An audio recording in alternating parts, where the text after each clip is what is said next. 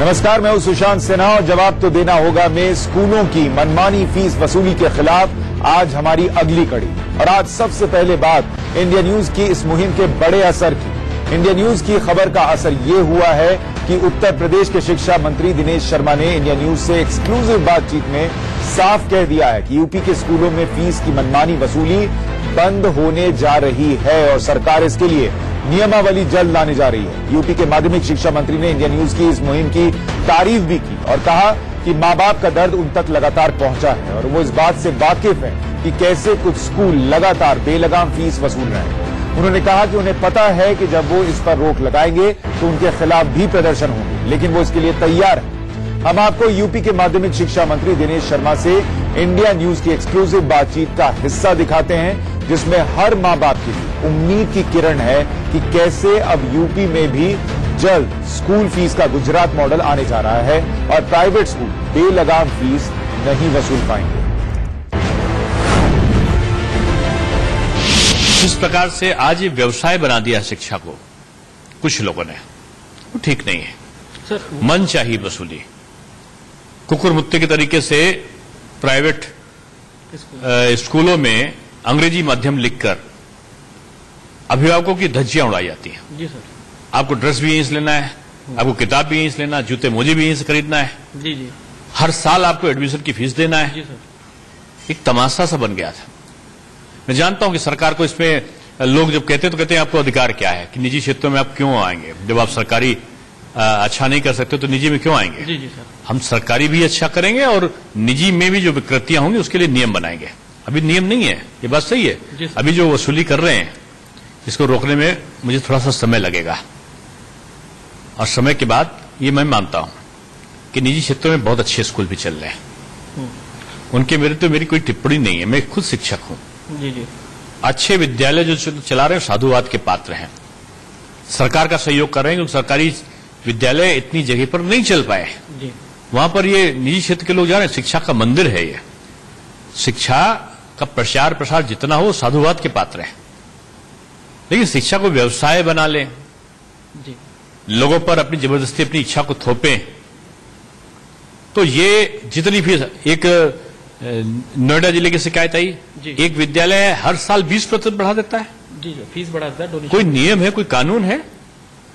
आप लाखों रुपए अगर लेकर डोनेशन लेकर आप एडमिशन करते हैं कि पाप कर रहे हैं, तो ऐसी जो विकृतियां हैं उनको रोकने की हम कोशिश करेंगे।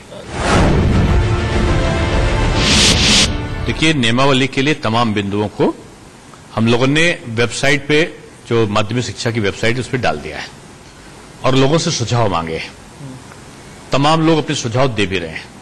मुझे लगता है 15 दिन के अंतराल में जब सारे सुझाव आ जाएंगे तो विभिन्न विद्वानों के बीच में बैठकर उसकी एक नियमावली तैयार करने का काम हम लोग करेंगे और उसको मुझे लगता है कि आने वाले दिनों में शिक्षा क्षेत्र में व्यापार करने में हम सफल हो सकें। इसमें हमको शिक्षक संघ का भी, छात्र संघों का भी, सबका सहयोग चाहिए। मतलब ये कह सकते हैं कि लोग इस समय माध्यमिक शिक्षा का जो वेबसाइट है उस पर जाएं और जो भी अपने सुझाव देना चाहें वो सरकार को सीधे दे सकते हैं। बिल्कुल सीधे दें, उनके सुझावों का हम समावेश करेंगे और निजी क्षेत्रों के प्रबंधकों से भी मेरा अनुरोध है कि वो भी अपने सुझाव दें कि उनकी क्या कठिनाई है। मेरा काम उनको परेशान करना थोड़ी है। जी जी, बिल्कुल। मेरा काम है कि प्रबंधक भी बहुत महत्वपूर्ण बिंदु है।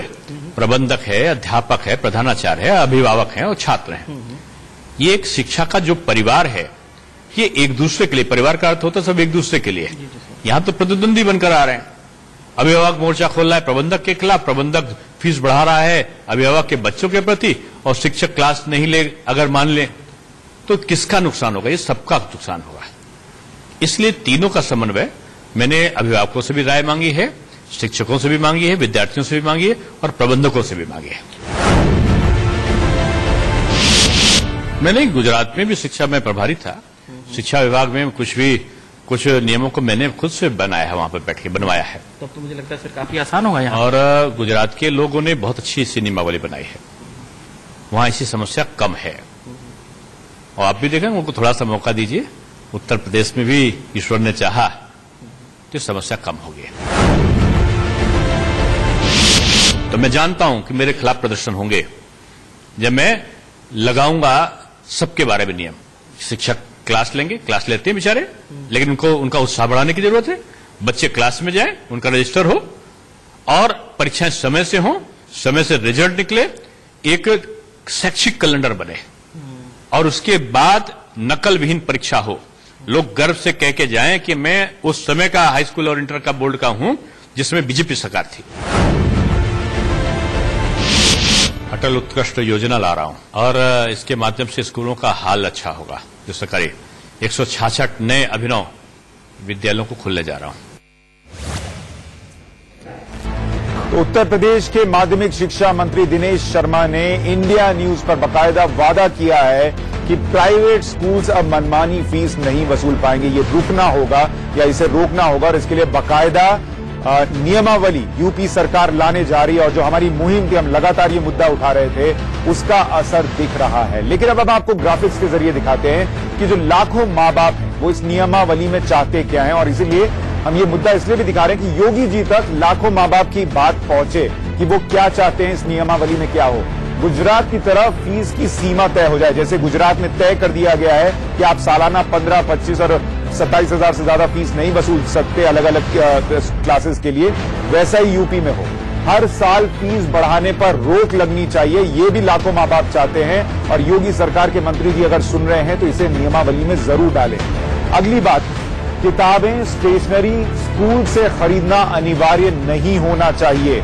कई स्कूल्स हैं जो इसकी छूट देते हैं, लेकिन बहुत बड़ी संख्या में स्कूल्स इसे एक नियम की तरह आपके सिर पर डाल देते हैं कि आपको यहीं से खरीदना होगा और वहां पर स्कूल में किताबें और जो स्टेशनरी है वो महंगी मिलती है। अगला पॉइंट ये है कि हर साल बुक्स यानी जो किताबें हैं उसके प्रकाशक ना बदले जाएं। ये बात इसलिए अहम हो जाती है कि अगर दो बच्चे एक ही स्कूल में पढ़ रहे हैं और एक छोटा बच्चा अपने बड़े भाई या बड़ी बहन की किताब जो है वो इस्तेमाल नहीं कर पाता, क्योंकि हर साल कई स्कूल है वो सिर्फ पब्लिशर बदल देते हैं और इस वजह से कमोबेश एक जैसी किताब जो है वो बदल जाती है और नई किताब मां बाप को खरीदनी पड़ती है। अगली बात, जल्दी यूनिफॉर्म ना बदले जाएं। स्कूल्स आजकल साल 2 साल पर यूनिफॉर्म बदल देते हैं और स्कूल से ही आपको खरीदने की शर्त लगा देते हैं, जो मां बाप पर एक अतिरिक्त बोझ है।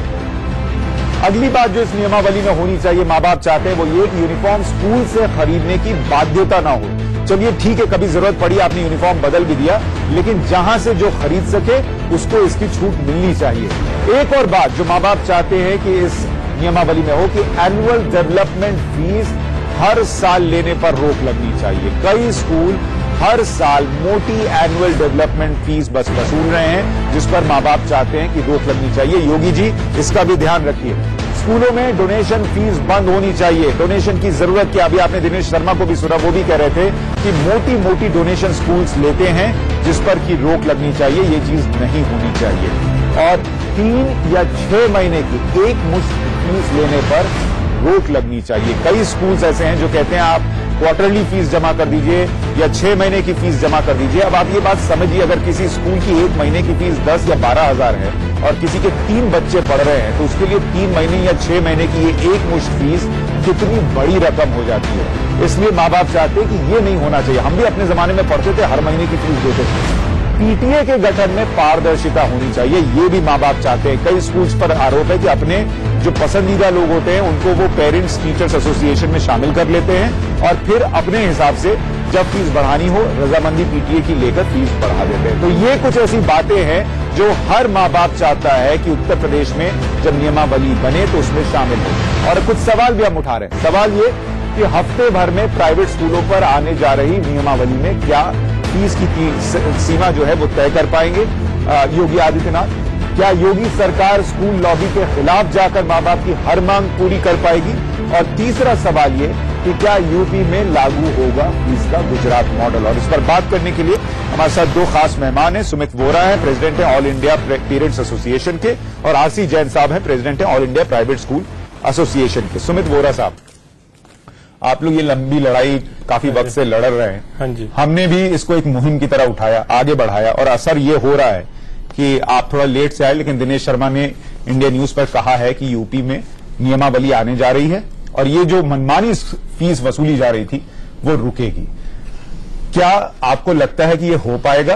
और अगर होता है तो कुछ पॉइंटर्स तो हमने बताए हैं, इसके अलावा इस नियमावली में और क्या होना चाहिए? देखिए ऐसा है, पहली बात तो है, पहले हम तो स्टार्ट करते हैं जो पेरेंट्स आजकल प्रॉब्लम फेस कर रहे हैं बड़ी।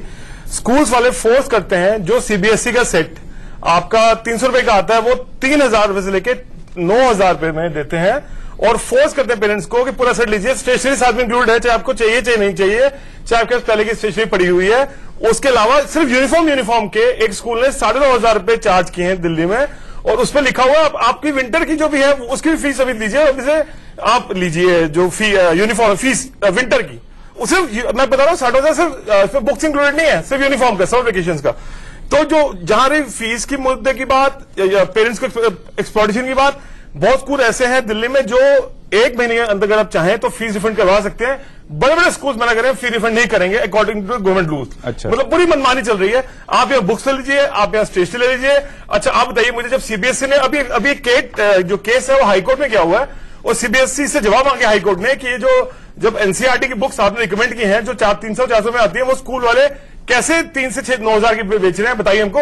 और यहां पे नहीं कि ईडब्ल्यूएस पेरेंट्स जो है इवन उनसे भी पैसे वसूले जा रहे हैं, जबकि क्लियर नॉर्म में, नोटिफिकेशन में और आरटी एक्ट में लिखा हुआ है कि ये बुक सीधे ये कह सकते हैं ना सर कि ये पूरा कमाई का एक तरीका है, जरिया बना हुआ है। स्कूल वाले तो मतलब अंधाधुंध दवाई कर रहे हैं, उनको ऑटोनॉमी दिल्ली में जो मिली है उसका जितना मिसयूज हो सकता है कर रहे हैं। ओपन डोनेशन लिखी जा रही है। हमारी फॉर्म में पहले लोग डरते थे, अब पूछे मैनेजमेंट कोटा सीट कैसे मिल सकती है हमको, और कोई लिख रहा है स्कूल का रेट है, स्कूल का रेट है, स्कूल का रेट, तो हम भी एकदम मतलब शॉक हो रहे हैं कि ओपन रेट कैसे आ गए। सुनिश्चित बातें होती थी। आरसी जैन साहब ये बात बताइए कि एक बात तो मैं दर्शकों के लिए भी साफ कर दूं कि अगर 100% स्कूल हैं तो 100% स्कूल ऐसा कर रहे हैं, ऐसा नहीं है। कई अच्छे स्कूल भी हैं जिसमें कि ऐसा नहीं हो रहा, लेकिन अगर बड़ी संख्या ऐसे स्कूल्स की है जो ऐसी मनमानी वसूली कर रहे हैं तो बहुत सारे माँ बाप को दिक्कत आती है, और इसलिए यह मुद्दा उठाना पड़ता है। जैन साहब, अगर कई स्कूलों में ऐसा हो रहा है तो आप लोग मिलकर खुद इसको क्यों नहीं रोकते, क्योंकि आपकी छवि भी तो खराब होती है। नहीं देखिए, इसके लिए मैंने एक दफा पहले भी आपके माध्यम से कहा है, हमें इसके सारे पहलुओं के ऊपर ध्यान देना पड़ेगा।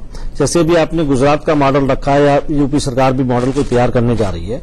आपने 15,000 रुपये तय कर दिया, 20,000 रुपये तय कर दिया, 27,000 रुपये तय कर दिया, मैंने मान लिया है। पहले तो सरकार ये तय करेगी उस क्लास में कितने बच्चे होंगे और कितने बच्चे फीस देने वाले होंगे, कितने बच्चे फ्री के होंगे, और जो फीस उस क्लास से इकट्ठी होगी उससे क्या 7वां या 6वां या 5वां वेतन आयोग दिया जा सकता है। एक तो सैलरी भी फीस के साथ तय होनी चाहिए कि सैलरी आप कैसे देंगे। जैसे आप अगर आंध्र प्रदेश में जाएं तो आंध्र प्रदेश में एक सर्कुलर निकला था, तमिलनाडु में उन्होंने ये निकाला था कि अगर आप 100 रुपये फीस लेते हैं तो उसका 50 रुपये आपने सैलरी पे खर्च करना, बाकी 50 रुपये। एक बात आपके लिए जोड़ दूं, कल हमारे साथ गुजरात के शिक्षा मंत्री लाइव थे।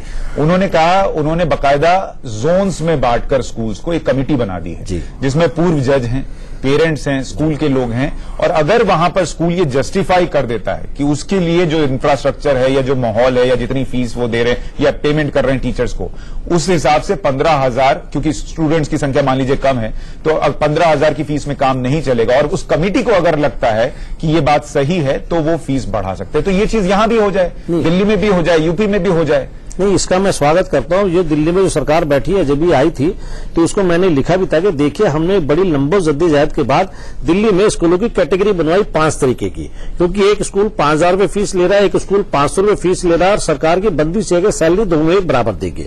तो सरकार पहले तो इनमें डिफरेंस पैदा करे कि सभी स्कूल एक बराबर नहीं है। और जब ये 2009 में एक सर्कुलर निकला था जिसमें उन्होंने माना कि दिल्ली में 500 रुपये लेने वाला एक कैटेगरी, 1,000 रुपये लेने वाला दूसरी कैटेगरी, 1,500 तक लेने वाला तीसरी कैटेगरी, 2,000 रुपये तक लेने वाला चौथी कैटेगरी, उससे ऊपर लेने वाला 5वीं कैटेगरी। आपने कैटेगरी तो तय कर दी, पर आज तक आप उनकी सैलरी तय नहीं कर। सैलरी आज भी उनको उतनी देनी पड़ती है जितना दिल्ली सरकार अपने कर्मचारी को देती है, क्योंकि पार्लियामेंट मेरे साथ उस शो में भी थे जब मैंने आपको दिखाया था कि कई स्कूल सरप्लस में है और 50-50 करोड़ के सरप्लस में। मुझे तो फिर अगर फीस देने के बावजूद इतना पैसा बच रहा है तो आप किस बात का पैसा? मैं बताता हूँ जी, मेरे को बोलने दीजिए ना। मैं देखिए, जिन स्कूलों के पास बहुत ज्यादा सरप्लस है या जो हर साल डेवलपमेंट चार्ज लेते हैं, डेवलपमेंट चार्ज लेना हर साल कंपलसरी नहीं है। डेवलपमेंट चार्ज लेने के लिए लोग ले रहे हैं। हाँ, मैं बता रहा हूं सर। तो उसमें जो ऐसे पेरेंट्स हैं, जो पीड़ित पेरेंट्स हैं, वो आगे आए, आगे आकर के उसका विरोध करें। निश्चित रूप से स्कूल प्रशासन उसके लिए बाध्य होगा। अभी विरोध किया था, लाठीचार्ज हुआ पुलिस का हरियाणा में। ठीक है, हरियाणा में लाठीचार्ज हुआ पुलिस का। सर मैं ये कह रहा हूं, जैन साहब मुझे एक बात बताइए कि ये जितने स्कूल्स हैं, आप लोग खुद इसको क्यों नहीं कर देते कि कोई स्कूल ऐसा नहीं करे? आप सुनिए ना मेरी बात पूरी हुई नहीं ना। अभी मैंने आपके सामने एक बात रखी है। अभी वोरा जी ने एक बात कही कि ये जो ईडब्ल्यूएस के बच्चे आते हैं इनको कापी किताब जूते जुराब भी देने हैं। मैंने आप सुन लीजिए ना, पहले मेरी सुन लीजिए। मेरा ये मानना है कि कापी किताब जूते जुराब का बोझ वो 75% पेरेंट्स जो बियर करेगा जो फीस देता है, या तो सरकार दे पैसा। सर, अब पूरी बात नहीं, अब वो हो गया, बोरा साहब जूते जुराब का बोझ वो 75% पेरेंट्स क्यों बियर करेगा जो फीस देता है, या तो सरकार दे पैसा। सर, अब पूरी बात नहीं, अब वो हो गया, बोरा साहब क्या हुआ है जिन्हें सरकारी लैंड जिन्होंने सरकारी लैंड पे सुने हुए हैं मेरी बात आप ये सुनिएगा, जब मैं ये बोल रहा हूं कि आप एक स्कूल 30 बच्चों से फीस लेता है, 40 बच्चे उसमें पढ़ रहे हैं। अभी दिल्ली की कोर्ट का एक फैसला आया है कि it is the responsibility of the government to provide these books at all. मुझे एक बात बताइए, नहीं, अब ये जो आप 50 रुपए, आप 5 रुपए की कॉपी 50 रुपए में बेच रहे हैं, आप सुन नहीं रहे, उनको कापी किताब जूते जुराब भी देने हैं, उनको ड्रेस भी हो रहा ना, ये 10 बच्चों के लिए क्या करें, कितने स्कूल में। सर सवाल यही है कि मेरी बात ना आप सुन रहे ना सरकार सुन रही है। ठीक है, मेरे साथ सवाल ही है कि मेरी आप सुन रहे ना सरकार सुन रही है, और 10 पेरेंट्स आगे आ रहा है कि सरकार नहीं पेरेंट्स आगे जबरदस्ती यही हो रहा है। मेरी बात ना सरकार सुन रही है ना वो तथाकथित पेरेंट्स सुन रहे हैं जो स्कूलों के बाहर जाकर हंगामा करते हैं। सवाल तो ये मेरी बात सुन नहीं रहा, आज मुद्दा सरकार बात नहीं सुन रही, मेरी बात आप नहीं सुन रही, मेरी मीडिया बात नहीं सुन रही, मेरी मीडिया बात नहीं सुन रही, मेरी सरकार बात नहीं सुन रही, मेरी बात आपने सुना शिक्षा मंत्री लूट मची हुई है। मेरी बात फोकस कर रहे हैं, मेरी बात